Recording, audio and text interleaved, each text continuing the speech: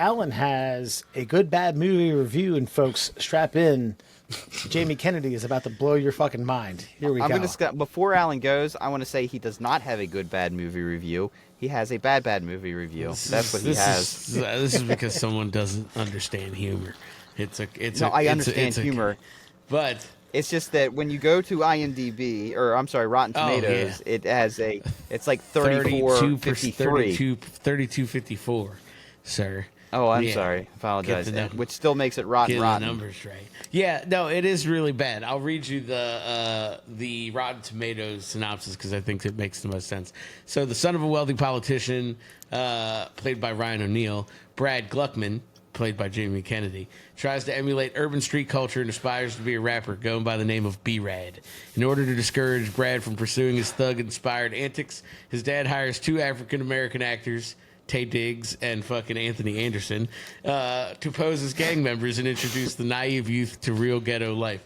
Things don't go as planned when it becomes clear that Sean and PJ, Taye Diggs and Anthony Anderson, are as sheltered as Brad. And yeah, hilarity ensues. Fucking his dad, Bill Gluckman, is running for governor. That's why his fucking ghetto persona is a bad optics for the campaign. So his black chief of staff hires two black fucking thespians, not even real fucking ghetto black guys, fucking legit actors. I believe there's a reference to the Pasadena Playhouse from Anthony Anderson at some point in time. And they ghetto themselves up and, adventures. Lots of adventures. Did you guys, obviously watched it. I know you've watched it, Wes. Actually, was this your first time, or was it like... No, okay. I watched it. Listen, man, you got to remember that at that time in history, that was in my wheelhouse. It was designed for me. And I remember it being one of those things where, like, wow, they'll make any movie if everybody's got a cultural I've push read a going. lot of reviews that say that exact same thing. They're like, man, who let them make this fucking thing?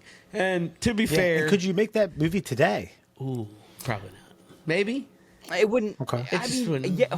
Wait, it's a loaded question, because could Jamie Kennedy make that movie today? The answer is yes.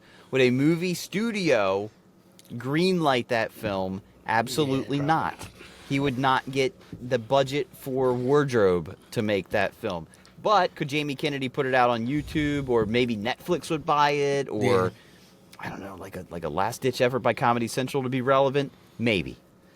The only reason that movie exists is because of Tom Green and his shenanigans and his antics back in the day, and he puts his own skin in the game for people like Jamie Kennedy to exist, and for like MTV Studios and places like that to say, like, the kids like the weird stuff, because that's back when producers didn't give a shit what you were doing. Will it make me money? That is a good point. That's how that movie got made. Yeah, so again, like, it's a fair point. For those of you who don't remember, so this character first spawned on one of the first episodes of the Jamie Kennedy Experiment. Yes. Where a girl says, "Hey, Mom, I want to introduce you to my fiance," and they go out to a very nice dinner. And he's like, "Yo, what's up, Mom? My name's B-Rad." And she's like, and then he gets up to use the bathroom. She's like, "You cannot marry this guy. This is fucking no." So go, well, Mom, I love him. And it goes on and on and on and on. So then that spawned. I found it funny.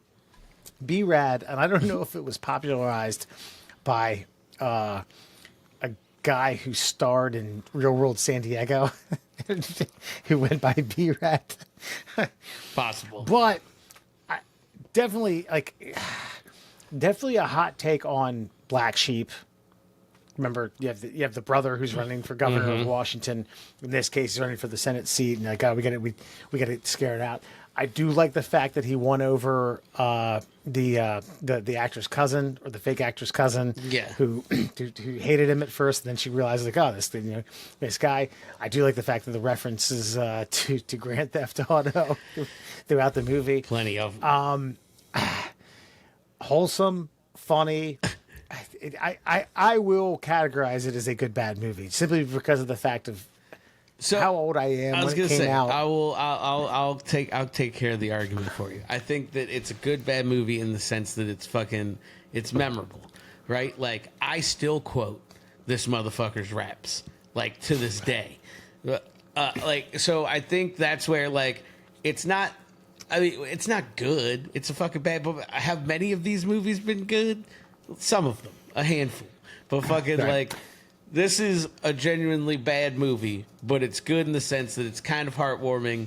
It's funny. You get fucking little doses of racism both directions, which is nice. Okay. Fucking, hold on. Kumar, Cal Penn is in this film. Fucking Nick Swardson is in this film in a fucking, a Burberry fucking short suit, basically, at one point in time.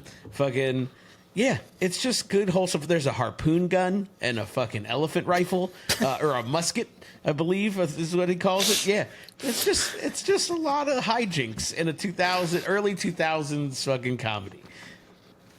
So what I'll say about your dissertation, I don't fully disagree with you, but I will say that if you showed a youth of today this movie, they would not have the funzy feelings. Fair. This movie's only a good bad movie if you show it to a specific generation, a people that were born, I'd say 95 would probably be your limit for whom you could show this movie to, and they would be like, I like that. That's okay, fair. I see the charm behind this movie. 96 and on are gonna be like, what the fuck did you just sit me down to watch? Why? Why? Fair. Because I'd say that people born in 95, this came out like what, 2003ish, something like that. Exactly, actually. So they'd be like 8. So they would like see their older siblings, and they would have known the culture existed like that, and they would be like they'd have a sense of nostalgia. With no sense of nostalgia, this is a turd of a fucking. This is a waste of the fucking film that it was fucking placed upon. And there's also like something to be said about a generation of white guys who really wanted to be black, which was around this time. Yeah. And it was around that time, and we had a name for him that I. Nope. So can't say that. Probably. I mean, you can honestly. It's perfectly fine. But we know what that is. You just replace the N with a W, and that's what they were called, and that's what they were called openly in public. Yeah, to everyone. That was their description. That was the definable term of whom they were, and they were, and you know what? You can't hate them because you can't call them racist. They were culturally appropriating a lifestyle that they wished they could be a part of and tried desperately to be a part of that fucking culture.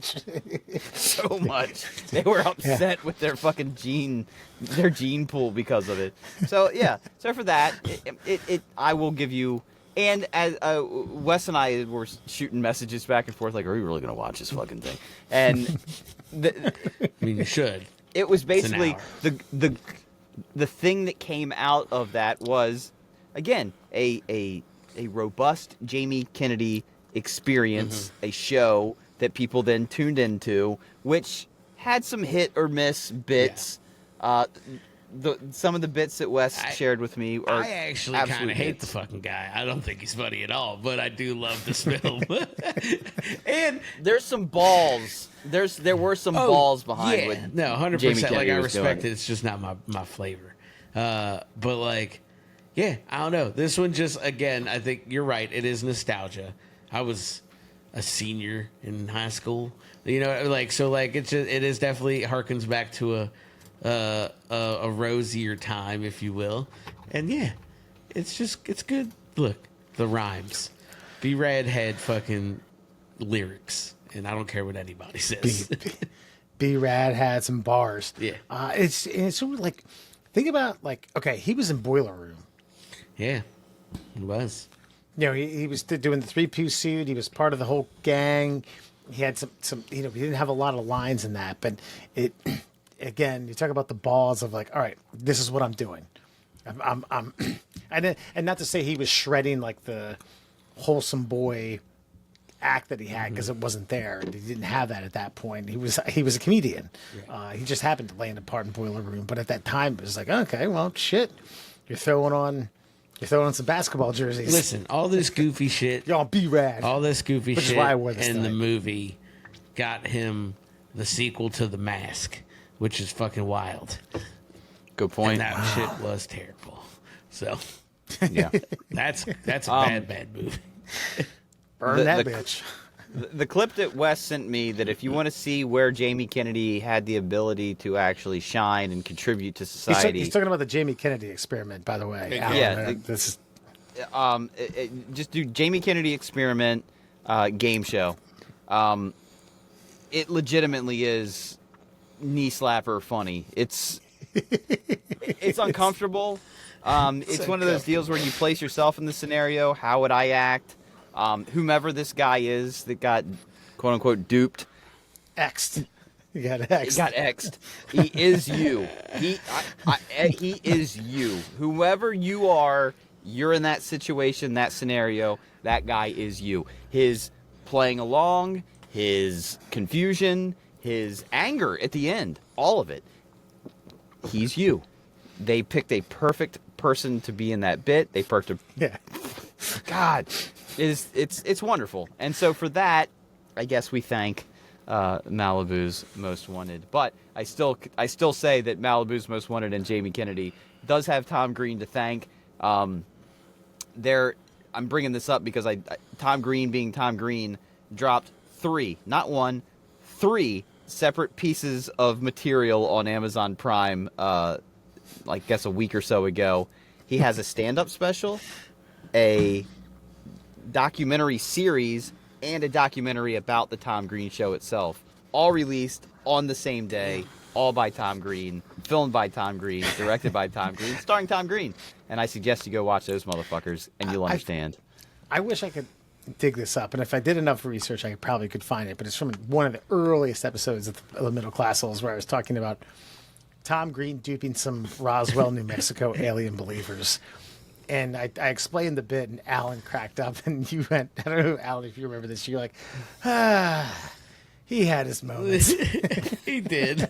Yeah, sometimes I was just like, God damn it, I hate you. But sometimes loved it.